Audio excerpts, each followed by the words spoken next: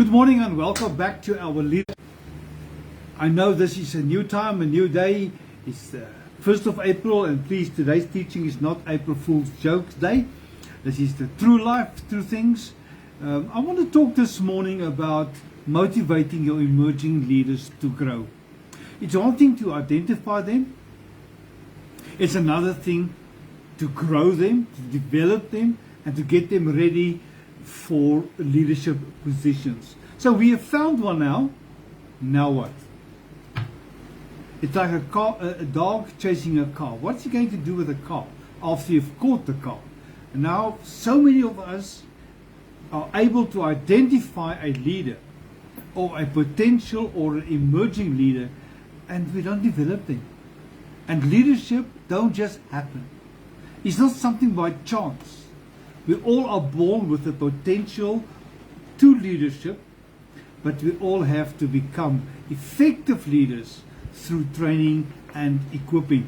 So one of our greatest responsibilities that God has given us is to raise a next generation, to leave a legacy for someone else to step into, whether that is in the corporate world, whether it's in the church, in your family, or in your community.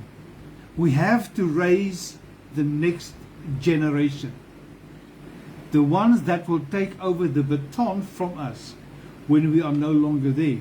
And ideally, we as leaders must not die in leadership.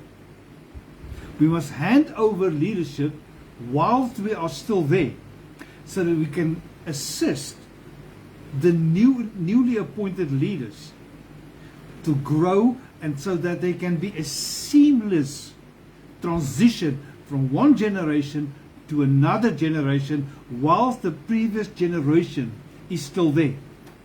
And so many leaders make the mistake is to die on the job, and that is defeating the issue.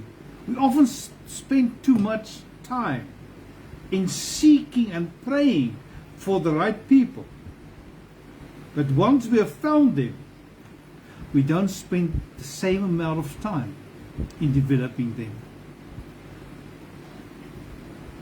In my position as a leader, I invest at least 1 hour, 1.5 hours per leader or emerging leader a month, where I sit and do an evaluation from what they are doing, where they are going. I know what their purpose and their destiny is, and my role is to help them, to assist them to get into that position. And it's also during that time of mentorship that we can reflect on the previous month. Say, but we have said this, and you're not doing it. Why not? What happened? Challenging the status quo. Addressing the fact of people just becoming complacent and caught up in the rat race. I've said it before. Jesus is our best example of leadership development. The Bible is a manual for training. What did Jesus do? He built them on the road. Whilst he was working, whilst he was doing his thing, he trained them. He gave them exposure. He gave them exposure, and he placed them under pressure, because the true value of any leader is measured not during the good times, but when the pressure is on. He trained them when they failed, but he always trained them through relationship. He said in Matthew 4:19, "Follow me, and I will make you." So the first thing for us as leaders, we cannot train if they cannot follow. I need to walk in front and they shall follow me. So many emerging leaders get confused because they hear one message, but they see another. Whatever we train, we must live. We must not train and then live. We must live and then train. We need to live before we teach, so that they can see my life and hear the teaching and link the two. The theory and the practical come together. So the following comes first. There are many people that come to me and say, will you train me? I will surely do this. But there are certain requirements. And one of them is follow me. Step with me. Go the journey with me. Share the same vision. Yes, in the future, it can pan out more. But in the beginning, it's like my granddaughter on Sunday morning going to church. When she said to me and to her grandmother, I don't want to go to church. She's 2 years old. Response? You don't have an option. I'm driving in the car. Grandmother is sitting there. We're taking you. And that is the case in so many emerging leaders. Follow me. Trust me. And as you develop, freedom will be handed over to you. You don't hand over authority without the fruit already present in their life. Leadership development is not just an information letter. It's not just a transference of information. It's life impartation. So leadership, when we train them, when we have identified them, now what? Leadership is built in real life. A classroom is for theory. Leadership is practical. The first key is to motivate emerging leaders. In this, give them the opportunity, not just the instructions. Equip them, empower them, and give them the playing field under controlled environment. In other words, create a laboratory for them to practice. It's one thing to practice in a classroom, to do that in a laboratory in a safe environment. I do practical preaching where I teach people on how to preach and to do public speaking practically.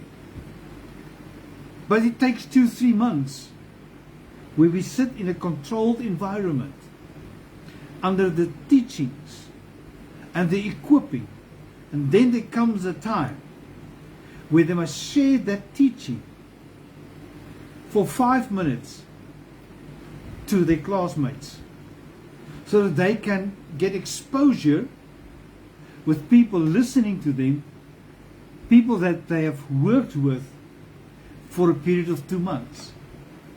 Then there comes a time that we bring in other people, more senior people. And that raises the bar of tension. And if they pass that one, we take them into the field. In our case, go and preach in church. 10 minutes.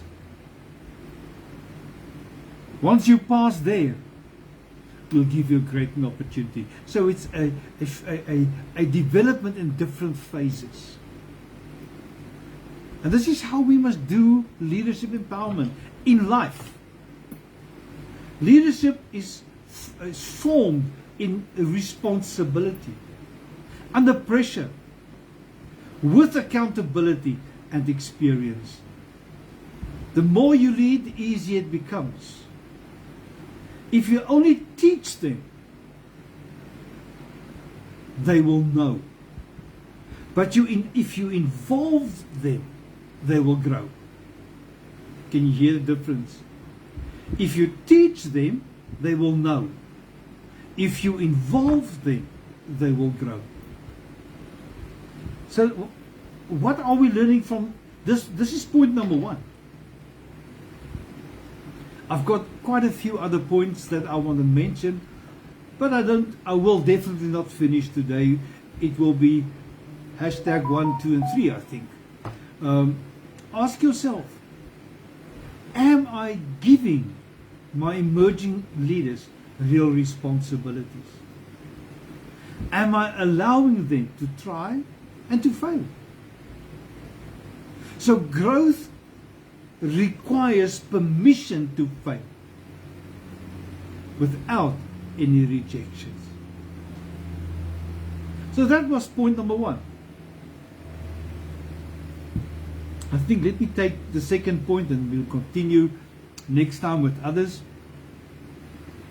There's a danger when we have identified emerging leaders, and that is misguided ambition. Once we've motivated them, we must guard against something very, very dangerous. That's the zealous human ambition. And not all passion is pure. It might look the same, but the intent is not the same. The origin is not the same, but it's carried the same way in the beginning. So, but this is a kind of zeal that looks right, sounds powerful, but it is rooted in self and not in surrender, not in obedience.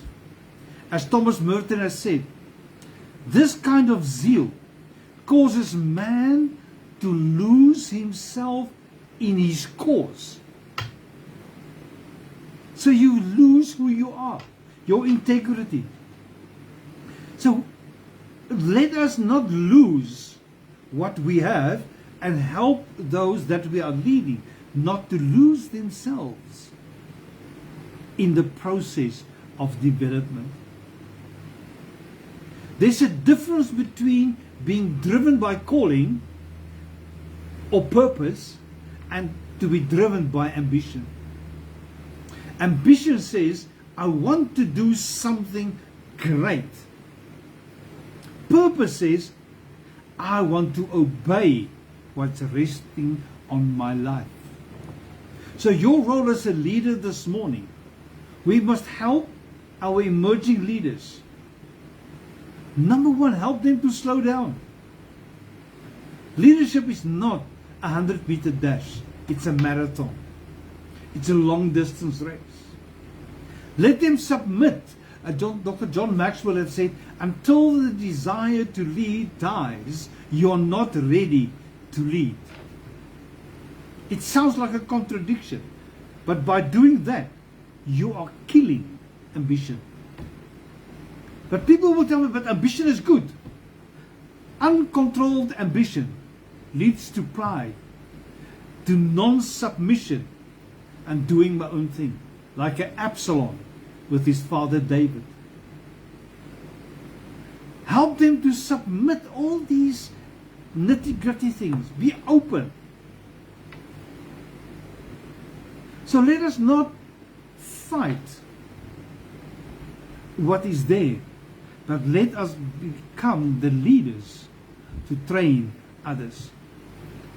And I think we must stop here for this morning. There are some others to continue later on. So this is number one, part one. I will continue next time. And please, as I've always been saying, go to my YouTube channel. Subscribe and follow. Share it. The videos are there to share. And if you want me to visit your place of employment, your business or your church, contact me. And we will definitely make a plan to assist you in becoming better in what you are doing. Thank you for taking the time out this morning. God bless you.